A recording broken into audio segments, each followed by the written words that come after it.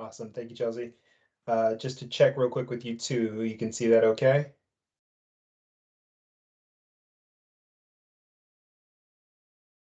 Um, Not yet. Hold on.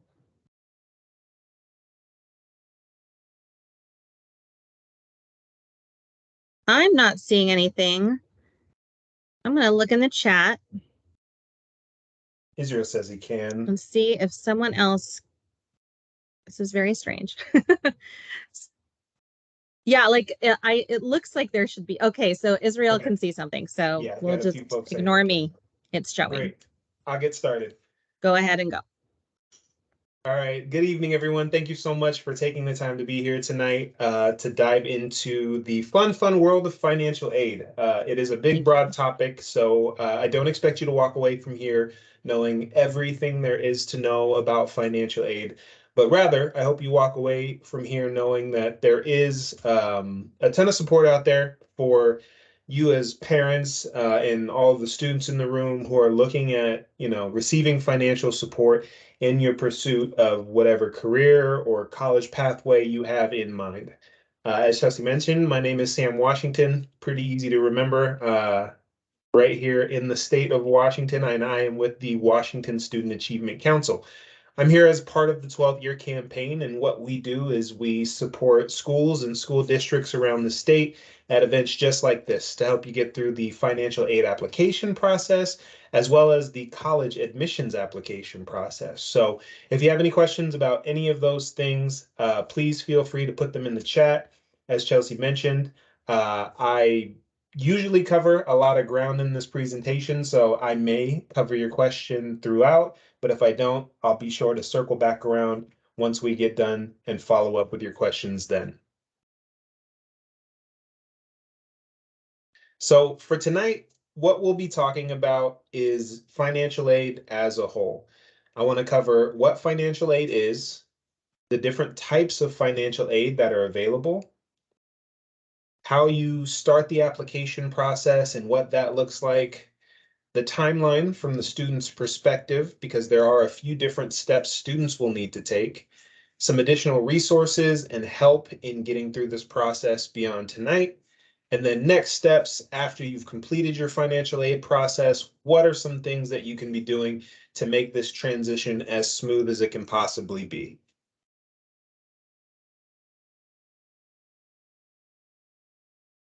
So to start out with, just generally speaking, I want to address what financial aid is, because there are a lot of misconceptions about what it means to apply for financial aid and what it looks like for a student to receive financial aid. So, like I said, generally speaking, financial aid is money to help pay for college or career schools, a lot of different opportunities, and those come in the form of grants, work study, loans, and scholarship.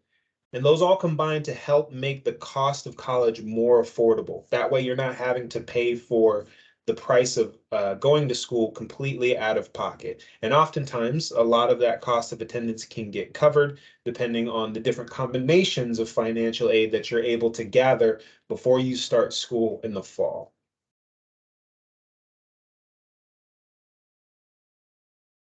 So, as I mentioned, financial aid encompasses all of those different parts. It's what we like to call an umbrella term. And I know here in Washington, it rains so much, and true Washingtonians don't even know what an umbrella is. We just kind of throw on whatever hooded jacket we have and we keep it going. But for these purposes, financial aid is an umbrella term that encompasses all of those things that I mentioned. And the reason why I like to break down each of those components is because each of them have different rules and requirements about how they work. And so that information is helpful just in case you run into any issues or if there's any requirements that you need to be mindful of. You can have kind of a starting point in mind based on the type of financial aid it is to help get your issues resolved or to even help you find more opportunities to receive financial aid. So grants are typically income-based. They're provided by the federal government, state government, and then also the schools or institutions you're looking at offer grants as well. Now, scholarships are another type of financial aid. These are probably the most well-known, the most popular types of financial aid that are available.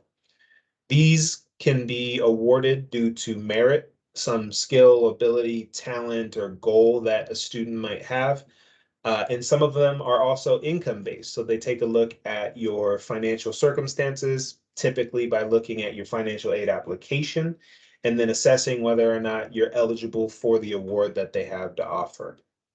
These can come from public sources, private sources, as well as nonprofit organizations that exist all across the state and all across the country as well. Now, the next type of financial aid that we have is loans. Another popular form, well known, a lot of talk about them recently. They are income-based and provided by the federal government, as well as private sources like banks. Now, loans can be very scary, but there are, certain ways to navigate that process to make sure you're borrowing responsibly, and you also have a game plan in mind for how to pay those loans back, once you're done with your education. I have additional resources specifically about loans. We have a loan advocate who works specifically with our state and our students to help walk you through that process and learn a little bit more about what it means to take out a loan. So it's a great resource that I have for you later on in the presentation. And then last but certainly not least is work study. It's actually one of my favorite types of financial aid. It's something that I got the opportunity to engage with when I was in school. They're typically income-based and awarded federally or by the state, and they're also available through the institution, which is how I got the opportunity to do work study myself. I'll tell you a little bit more about that as we get to the work study slide. Now, starting off with grants. A grant is a gift that often is based on financial need and does not need to be repaid. Now, the only exception to that is if there are specific rules around the grant that you're receiving. For example, if a student was to withdraw during the middle of their term, they may be required to pay that grant back. So it's important to keep that little caveat in mind, but typically grants are gifts that don't need to be repaid. Now, this can look like the Washington College Grant or a federal Pell Grant. For the Washington College Grant specifically, this is one of the newer forms of grant that are available to specifically Washington state residents. Essentially, it's more opportunities, more money for more students to pursue the different kinds of careers that are out there for you, so that you have a sense of how much the Washington College Grant can provide. An eligible family of four making at least $64,500 would be eligible for a full award, where that same size family, although making all the way up to $107,000 per year, would be eligible for a partial award. So there's kind of a wide range in there between the 64,500 all the way up to a 107,000 household income, where you would be eligible to receive some portion of the Washington College Grant. Now, the other one that I mentioned is scholarships. Scholarships are gifts that don't need to be repaid and are designed to help students pay for the cost of college. Usually, these can be either a one-time gift or something that is renewable by, reapplying or maintaining eligibility throughout your time in college. You can actually start looking for scholarships as early as your freshman year in high school, and then you can continue applying for scholarships all throughout your college career once you've graduated from high school. There are a ton of great resources out there. Just be very mindful that most scholarships won't require you to pay any additional money. The goal here is to make sure you have money to pay for school. So we want to make sure you're not spending money that you don't need to. A great resource for looking for scholarships is one of the resources that we have, the washboard.org, which is a scholarship matching website. Essentially, you go on, you create a profile just like you would for any social media account, and then you put a little bit of interests that you have on your profile, and the website will do its best to match you with different scholarship opportunities that are out there. It's something that you can kind of go back to pretty frequently and revisit just to check and see if there are new scholarships available that you may be eligible for.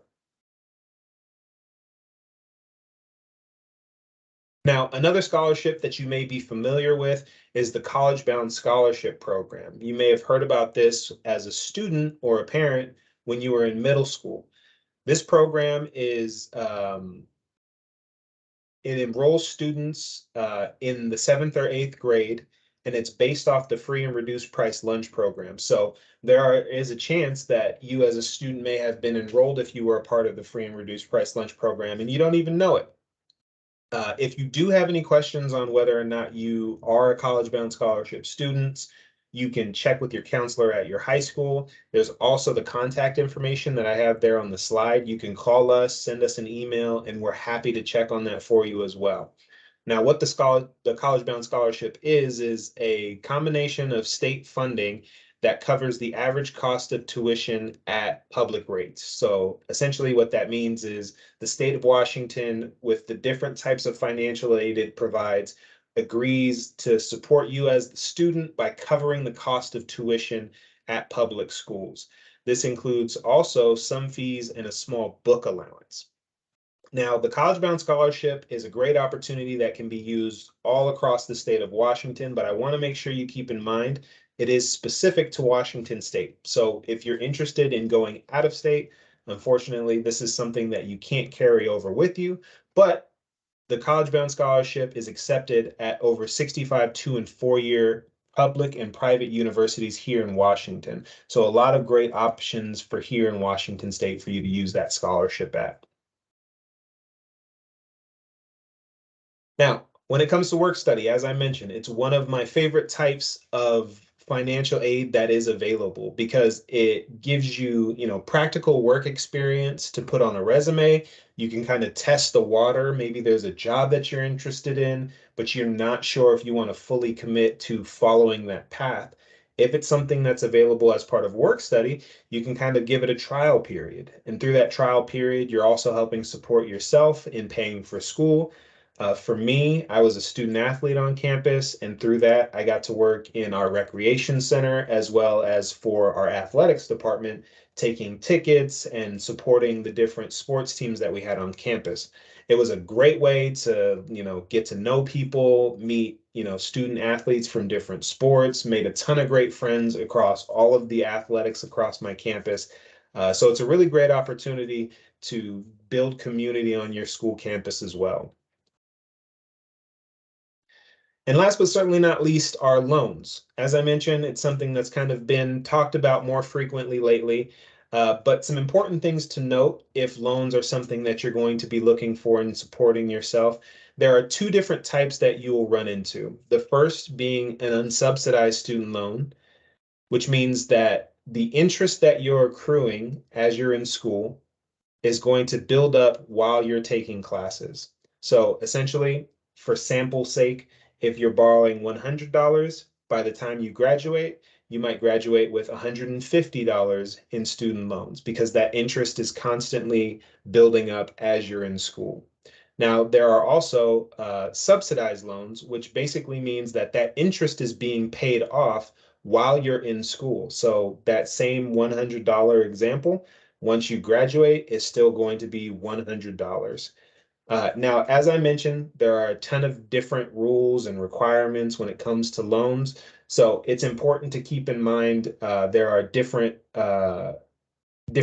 things that you'll have to, read and sign off on when it comes to the loans to be a very, informed borrower. And we want to make sure you're only borrowing to the amount that you need for school. There are often times where I'll see students who are offered very high loan amounts and they don't necessarily need the whole amount.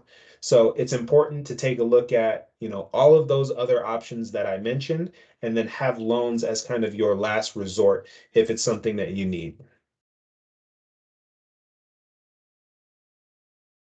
Now, all of those different types of financial aid come from different sources, as I mentioned. The first source that you may run into, and especially once you've done your FAFSA application, is federally. Typically, these can be used at most schools, and then they're also available across most states here in the US. Secondarily, there are state financial aid, which is like the Washington College Grant or the College Bound Scholarship Program. These types of financial aid are typically for residents of Washington State, and they are accepted at most colleges here in Washington. Now, the colleges will also have scholarships and different grant opportunities that are available. So it's important once you figure out which school you want to go to that you check in with them as well, because they are a great source of financial aid in addition to those first two. And then last but certainly not least, organizations like nonprofits, businesses, churches, those all offer some scholarship opportunities as well. So it's definitely worth looking around your local community, checking in with your college and career center, and asking about different scholarship opportunities that might exist. I know some of the students that I've worked with in the past, their parents actually work for, businesses, companies that offer scholarships. And so it's even worth, chatting with your family to see if any of their employers offer scholarships as well. Now, on the federal side, there are a few different programs that are available once you've done the FAFSA application. Now, the FAFSA is the free application for federal student aid. I'll go into that in a little bit more detail, but the programs that are offered through the FAFSA are the Pell Grant. Federal work study is also available through the FAFSA, those loan opportunities. And then also parents can take out loans to support their students through that process of getting their education as well. Now, it's important to note, we want to make sure that you're only taking out what you need. And especially for parents, you're signing on to that loan and it's going to be in your name. So you want to make sure that this is something that you're keeping in mind as your students working through their educational career. There is no limit for parents to borrow. So it's important to keep in mind that you don't want to continue endlessly borrowing because honestly, unless you're paying attention and you put the brakes on it, no one will really stop you. From the state side of things, there are a handful of opportunities that are available specific for Washingtonians. There's the Washington College Grant that I mentioned, the College Bound Scholarship. There are also state work study programs, and then there's the Passport to Careers and Opportunity Grant for youth in care. So there are a ton of great opportunities specific to here in Washington State as well.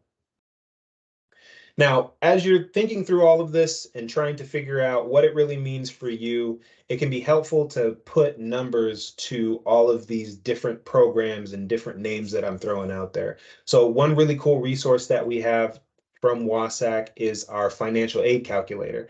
Basically, what you do is head over to that link on the page, type in your family size, the number of students that you'll have in college. You can also type in kind of a rough estimate of how much you make as a household, and then this calculator will give you back what you may expect to receive in terms of the Washington College Grant as well as the Pell Grant program. So it gives you kind of a good place to start to see, what you might be eligible for. But it is very important that you keep in mind that these are just estimates and it's only the starting point. The only real way to know how much money you may receive in financial aid is to actually fill out one of the two applications that's available here for Washington State students. So as I mentioned, the federal application is the FAFSA, the free application for federal student aid. You can find that at fafsa.gov. And then specific to Washington State, we have a second application for Washington financial aid. That's the Washington application for state financial aid. You'll also hear that referred to as the WASFA. Now, both of these applications open on October 1st, so a little bit of time has passed, but I want to make sure and encourage you all that you have plenty of time to apply for financial aid still. There are also some other considerations that you may want to make as you're applying for aid. If you are a student in the room who may not be, getting support from their parents, you may be living on your own and self-supporting, you'd be an independent student and you wouldn't be required to provide, information from your parents. There are also a couple of other circumstances that I have listed up here on the screen that could also make you an independent student. So it's important to keep that in mind. Your circumstance is really important as you're applying for financial aid. And if you have any questions about your circumstance and how it might affect your aid, your college's financial aid your college's financial aid office is a great place to go ask additional questions and get to the heart of what your circumstance is so that you can be supported appropriately. So as students are working through this process, as I kind of mentioned, there will be a need for parent information as well. For the FAFSA specifically, you'll need your social security card and social security number to be able to apply for financial aid with your student. You'll also need to provide, as a parent, your income information for the class of 2023. There's a little bit of outdated information on this slide. I know there's a bunch of different students and families here in the room, but if you're a senior, the class of 2023, as a parent of that student, you'll want to have your 2021 tax information ready and available to put on the application. You'll also want to have any additional financial information with you, like child support statements, if you started a college savings plan for your student, or maybe a family member has, that's also great information to bring with you. And then any business investment or information like that that may be asked on your financial application. Some important tips as you work through the process. This financial aid form is for your student and not for you as the parent. So anytime the form says you or your, it's typically applying to the student unless it's noted otherwise. This application can be kind of finicky, so you want to make sure to avoid multiple logins so that the application doesn't get confused at all. And then if you need help as you're going through the application, as I mentioned, I'll have a ton of great resources for you, but baked right into the application are a ton of great help bubbles and hints. They'll point you to the specific tax line that you need to draw information from. Very helpful resources baked right into the application itself. And then starting with the class of 2023, 2024, the juniors in the room who are going to be graduating next year, you're going to need, the parents of those students are going to need an FSA ID. I can talk a little bit more about that, but there are some changes coming to the financial aid application. Don't need to worry about it right now. If you have never gone through it before and you're getting ready to graduate next year, don't even worry about it. You won't know any different. So just real quick, wanted to show you what the FAFSA application looks like. This is the front page. There are a couple of different ways that you can apply for FAFSA. You can do it online, or there's a paper version available should you need it. If anyone is working with incarcerated youth, or you're having issues with technology and you just simply cannot get through the online application, there are paper applications available. This application is available in both English and Spanish, should you need that translation. And then, as I mentioned, the first step to get started is creating an FSA ID. It's important to keep in mind for verification and security purposes, you'll need an email address or phone number to send the verification to. And if you're using an email address, make sure it's not your high school email address because you will lose access to that after you've graduated. Now, when it comes to the WASFA application, you can head over to the Washington Student Achievement Council website and start that application process there. Once you've started that application, you'll want to create your login account. Just like the FAFSA, the WASFA is available in both English and Spanish, but unfortunately, this one is only available online. So you want to make sure you're somewhere with a reliable internet access so you can sit down and get through that application process. Now, a real quick look at the timeline for applying. You're going to gather those documents, create your login, start that application on October 1st. And then the important thing to note is that you do not have to be applied and accepted to a school in order to start your financial aid process. You can do both of those at the same time. But that last dark green box, you'll want to make sure that you're accepted to the school before you receive your financial aid award letter. So you can apply at any time, but you have to be accepted to the school before they're able to actually send you the award letter. They want to know that you're accepted to the school and that you're enrolled and you might be going there before they send you that award. So here's the important information that I mentioned based on the class that you're a part of. For the class of 2023, your application is now live. You're going to be doing the 2023-2024 application, and then you're going to be using 2021 tax information. For the class of 2024, you've got plenty of time. You're going to be doing the 2024-2025 application, which opens October 1st at the end of this year, towards the end of this year. And then you'll want to have your 2022 tax information with you.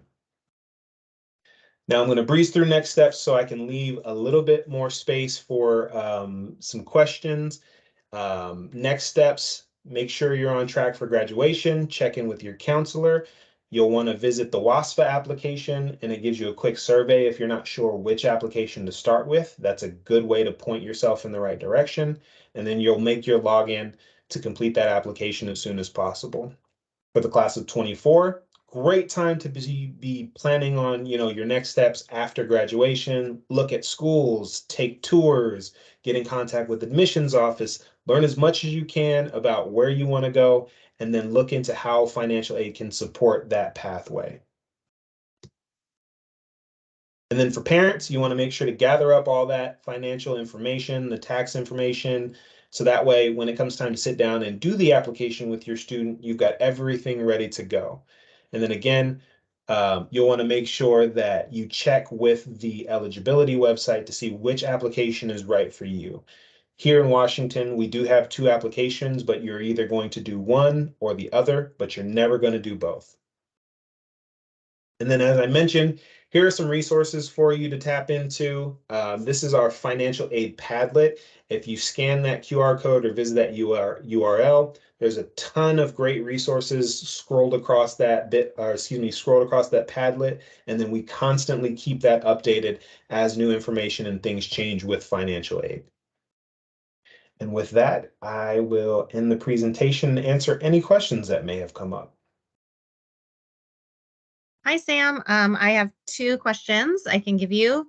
Great. One is, if income is more, is there a choice in FAFSA or WASFA? Which one is better? No, both applications ask the same exact questions. The difference between the two, the big one being if the parent, or excuse me, if the student doesn't have a social security number, then they won't be eligible to receive federal aid. However, that same student that does not have a social security number can do the WASFA, the Washington application, and still receive state financial aid. But in terms of level of income, there is no difference. If you decide not to do the federal application and do the state one instead, the only difference is you're kind of forfeiting your eligibility or being considered for federal funds.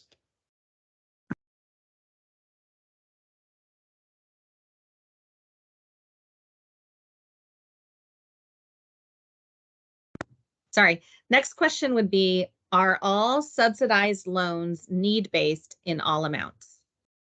Yes, subsidized loans are calculated by need through your FAFSA application. Thank you. I think this person needs a little clarification about the FAFSA versus WASFA.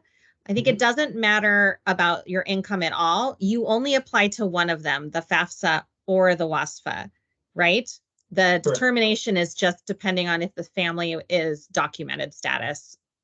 Correct. And for a little bit more clarification, for students and families that apply for the FAFSA, you will also be considered for state financial aid in addition to the federal aid that you're being considered for.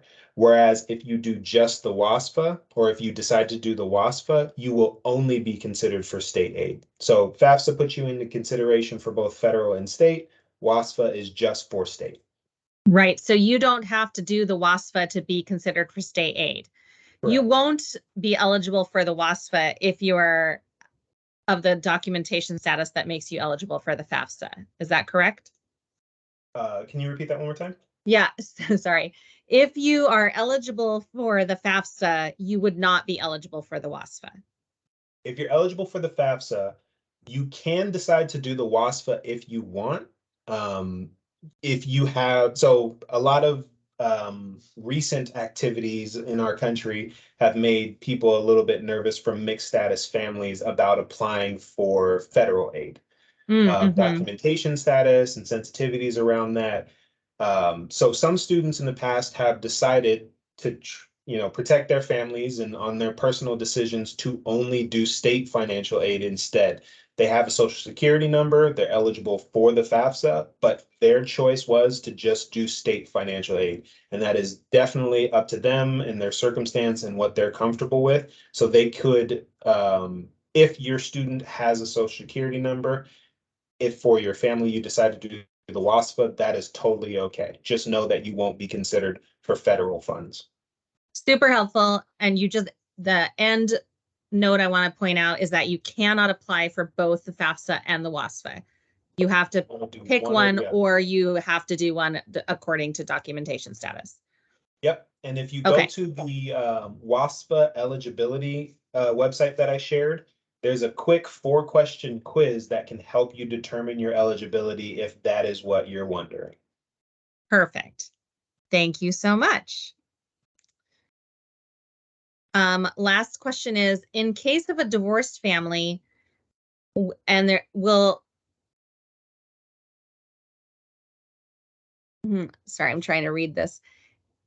In the case of a divorced family, only the custodial parent income will be counted, even though they can't claim child in tax statement due to court asset division. Is that correct? So right now, the parent on the application will be the parent who the child or the student spends 51% of their time with and is supported by. So 365 days of the year, there's one odd day. Whoever that child is with more is going to be who is on the financial aid application. Okay. So even if they can't claim the child in their tax statement due to the court situation, is that still possibility? For this year, yes. Okay. Things will change with simplification, so not to worry anyone, but if you're supporting your senior student this year and applying for aid, then whoever they spend 51% of their time with is who's going to be on their financial aid application. Whether or not the tax statement says that. Correct. Okay. And there is a resource on that Padlet that actually gives more information about that. Okay. So it seems like it could change, and we don't have that answer quite yet. So you're welcome to read the Padlet. This is for a 2024 child student. So for the 2024 student, the rules in that are changing. All of that is like in live time happening right now for next year. So I believe what the ruling is right now is that it is related to taxes. I don't want to make any definitive statements right now because they haven't finalized the application yet, but keep a hold of that Padlet. We will provide updated information there. And then in the fall, there's going to be a ton of these financial aid nights. There's going to be a ton of resources out there to help folks get used to what the new rules are. So you're ahead of the game that you know about this right now. My advice is to create the FSA ID. That's going to be the login, but then you're just going to have to kind of hold out until we get final decisions from how this new application is going to look. Awesome. Thank you so much, Sam. I think we are